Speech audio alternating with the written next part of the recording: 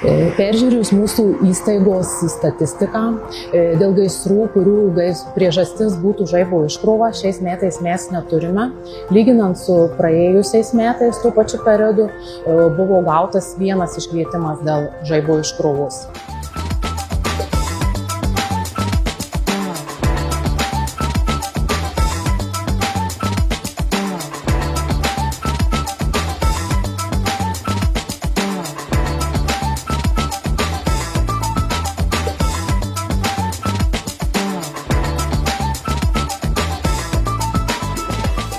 Marijampolės priešgaisrinės gelbėjimo tarnybos ir civilinės saugos specialistai vykdo saugos elgesio pamokas vaikams ir paskaitas suaugusiems, kaip elgtis perkūnijos metu. Prieš kiekvieną pavojingą hidrometeorologinį reiškinį gyventojams yra išsiunčiamos trumposios žinutės į mobiliuosius telefonus. Jeigu sodyboje nėra už pastatus aukštesnių medžių, rekomenduojame įsirengti žaibolaidį.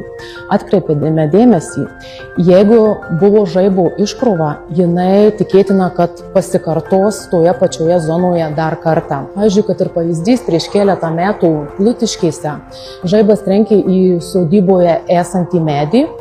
Praėjus kažkur metams laiko, žaibas trenkė į toje pačioje sodyboje esantį ūkinį pastatą.